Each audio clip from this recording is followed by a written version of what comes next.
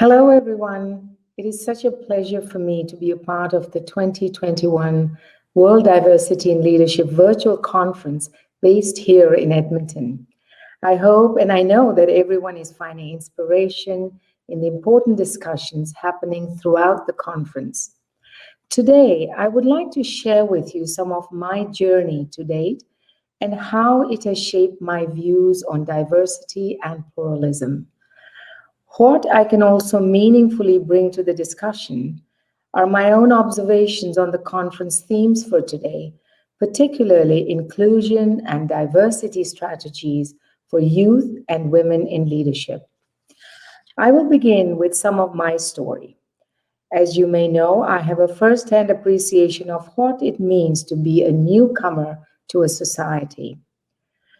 My experience as a stateless person began over 4 decades ago.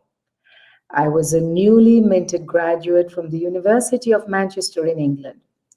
But although I had my degree in hand, the future I had long since imagined for myself of returning to my home country of Uganda was shattered when the president expelled all South Asian people from the country. That inability to be accepting of diversity proved costly to the country we left behind, with the forced departure of so many professionals and entrepreneurs, all of whom were contributing to building a better country. It certainly set Uganda back many, many years, and it was a painful lesson for all concerned. With no place to call home, my husband and I were forced to imagine a different life, a life that eventually brought us here to Canada. But in the midst of the countless unknowns we faced at the time, I do know that our education was an absolute lifeline in facilitating everything that has happened since.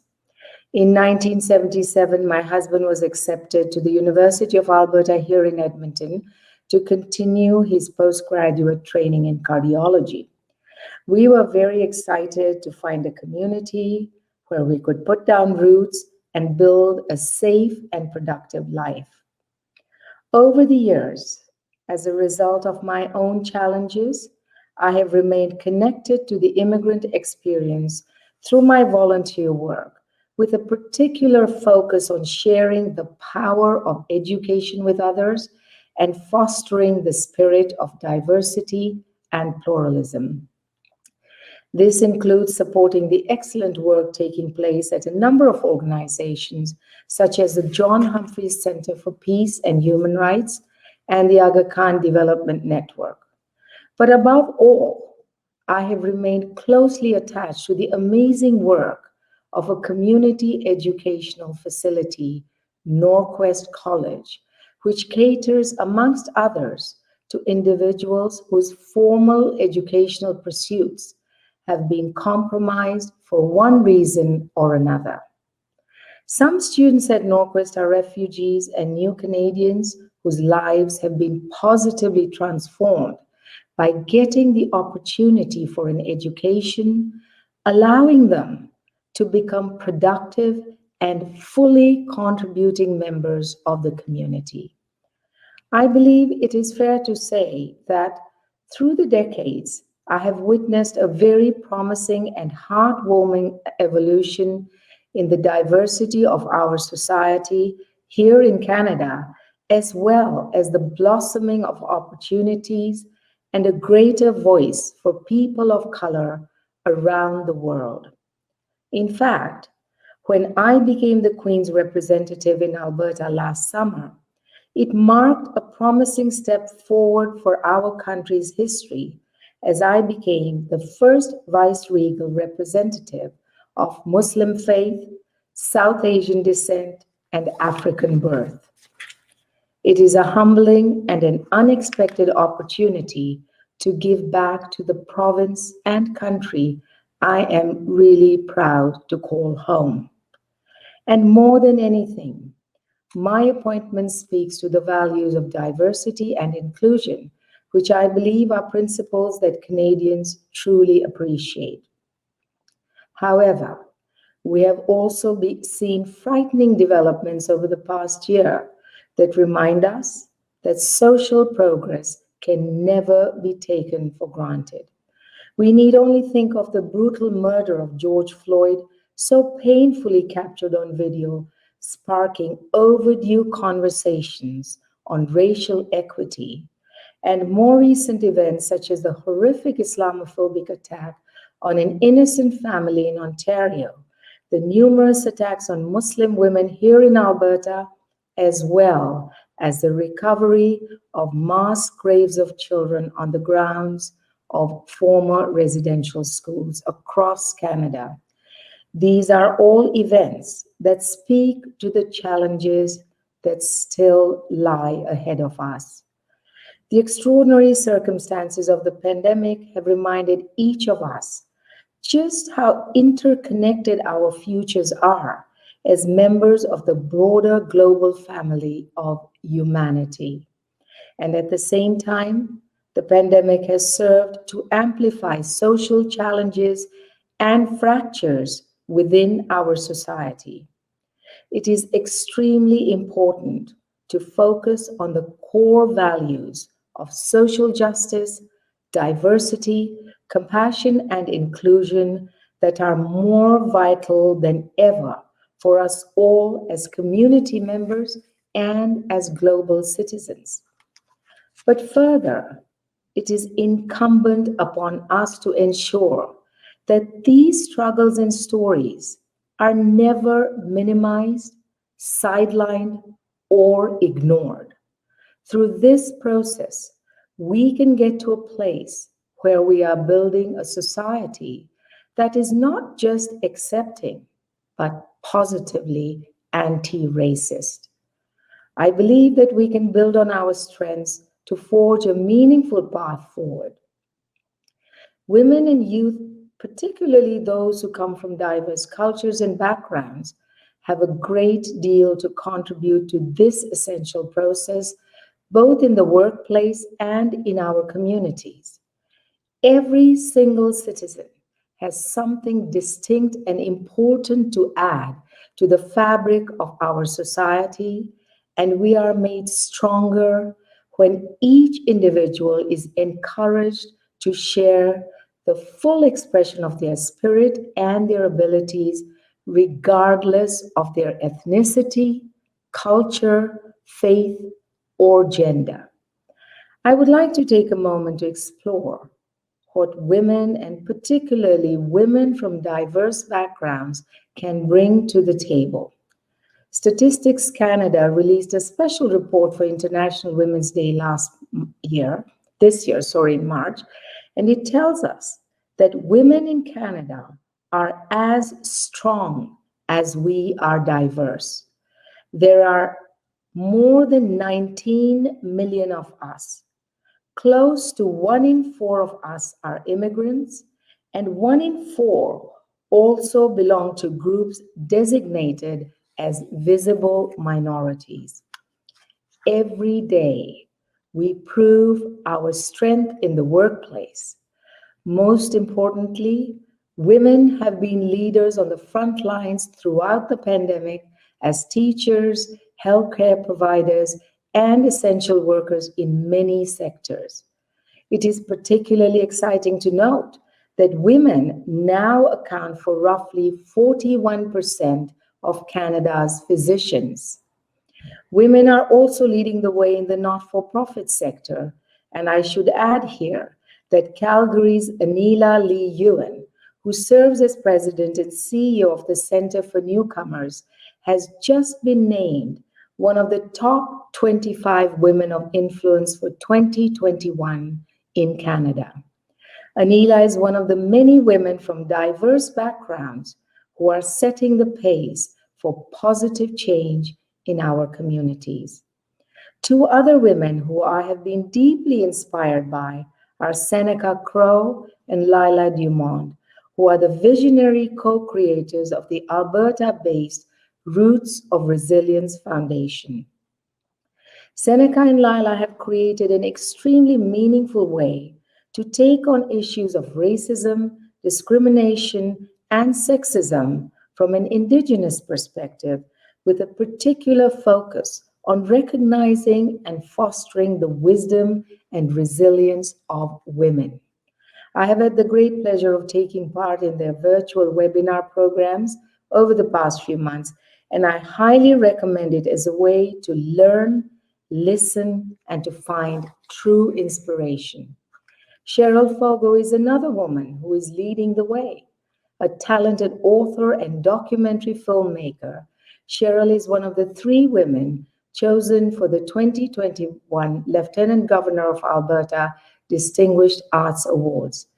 She created the very impactful film John Ware Reclaimed to bring much needed attention and perspective to the lives of Black Albertans throughout our province's history. Projects like Cheryl's film are certainly an essential part of the ongoing dialogue on race that we must continue to have as a society. Another woman making a difference in our Edmonton community is Seble Isaac, who came here from Ethiopia and who today owns and runs a successful local restaurant and volunteers generously over time, reaching out to marginalized women in the community. And to quote Seble, and I quote, "When we think of marginalized people, we often think they are so different from us. But what I found is that all our hopes and dreams and wants are very similar. It is just that circumstances are different for a lot of people. I am very humbled and thankful for the opportunities that I have had to be able to make a difference in people's lives," unquote. Anila, Seneca, Lila, Cheryl, and Seble all come from diverse backgrounds and are just a few of the inspiring women who I have been honored to meet, and they represent the tremendous benefits that women continuously share with our community.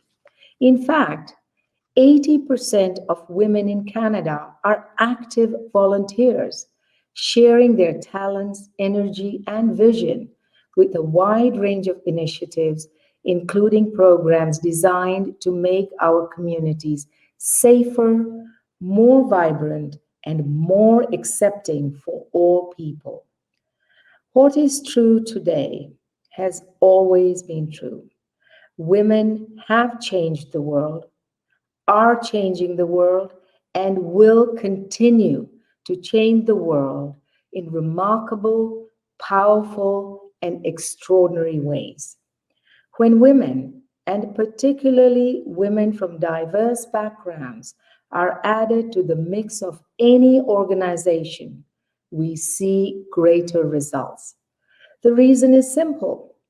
When you apply a variety of worldviews to any challenge, you come up with more and better ideas, with increased creativity and productivity, and with greater understanding and resilience that comes from a wealth of different people working together.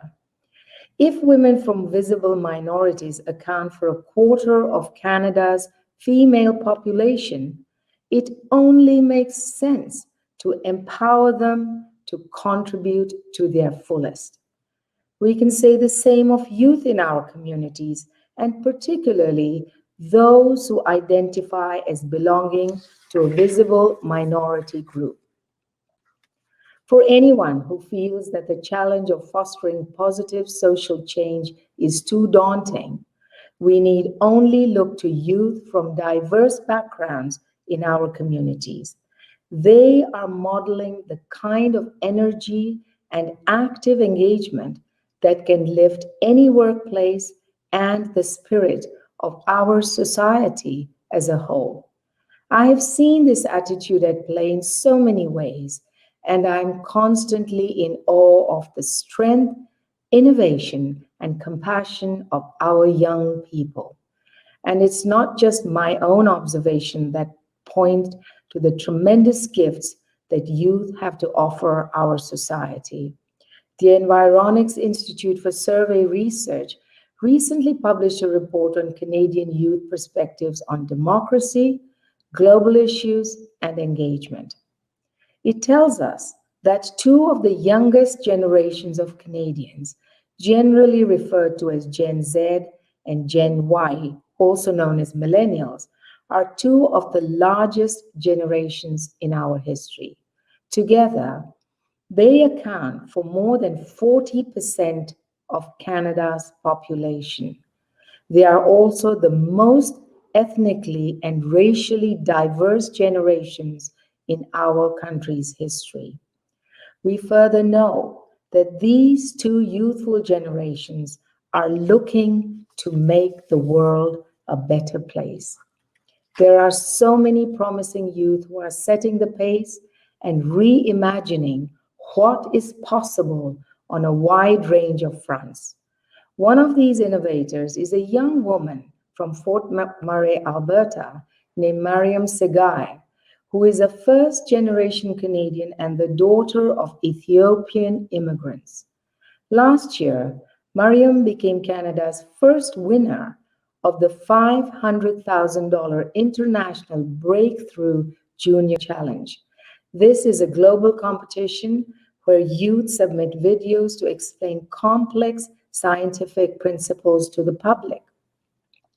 She created a delightful video that demystifies the complex theory of quantum tunneling using concepts we can all understand, like rolling dice, the imaginary characters we find in video games, and the people we all encounter in real life who are difficult to pin down. Mariam's extraordinary imagination and her ability to think and travel beyond the beaten path exemplify the innovation and fresh approaches that youth in our society have to offer. Youth also have tremendous optimism to share, specifically about progress on gender inequality and racism, and about the positive impact of collective action at the local level. They are standing up in greater numbers as grassroots community volunteers, advocates, and activists in a wide range of areas, particularly on issues such as racism and social justice. One example I would like to share with you is an extraordinary young man who I've known for some time. His name is Zia Saleh. He's a member of Gen Y, and his story is very inspirational. He was born in Edmonton and brought up by a single mother who immigrated here from Mombasa, Kenya. Although their lifestyle may have been very humble while he was growing up, Zia remained focused on fostering a strong future for himself while also helping others. In fact, his commitment to service was a wonderful coming together of both his Canadian and Muslim values. He co-founded the grassroots Learning Beyond Borders program that facilitates educational opportunities for young adults in Uganda. And he also brought the Sports for Success program to Edmonton to help marginalized youth to experience the physical, mental, emotional, and social benefits of sport. Zia, who also spent time at Oxford as a Rhodes Scholar, is now working as a family physician while continuing to share his voice and standing up when he sees something that should change. His affinity for grassroots activism, for lifting up those in need, and for fostering a greater understanding between people of diverse cultures is something that I believe many of his generation are bringing to the table. I personally find this trend exciting because I am a great believer in the power of grassroots initiatives. Whatever change you hope to see, whether it is in the workplace or the community, your efforts don't need to be massive and sweeping programs of social or organizational change. Every single action matters, and even the humblest grassroots movements can inspire lasting and meaningful progress for women, for youth, and for our society as a whole. When I think of grassroots activism, I'm reminded of the wisdom of the saying, success is not only what you achieve, but it is also what you help others to achieve. In my work as Lieutenant Governor and throughout my life as a community volunteer, I have had the pleasure of meeting countless talented, determined, and hopeful Albertans who are inspiring others and sparking positive change in their communities and who exemplify the power of grassroots leadership. While we are making progress, it is extremely important that we never become complacent. We must always remember that the process of building diverse and accepting communities that welcome all people is an ongoing continuum. I would like to leave you with a philosophy that I have carried with me from a young age. It is the African concept of Ubuntu, which simply translated means I am because we are. It speaks to the ties that bind us as a community and reminds us that our lives and livelihoods are inextricably linked and that we are all bound by our trials, our successes, and our opportunities. In doing so, we can ensure that every voice is heard and every member of the community is able to proudly share the full measure of their spirit, their identity, and their strengths with us all. As Her Majesty the Queen's representative in Alberta, I would like to offer my heartfelt appreciation to everyone who works to achieve this very important goal. I would also like to thank our hosts at the Center for Intellectual Excellence for bringing us all together for these very valuable discussions. Thank you as well to the distinguished guests who have taken part and inspired us with their vision for the future. To all the participants, please stay well, enjoy the remainder of the conference, and I wish great success to each one of you. Thank you.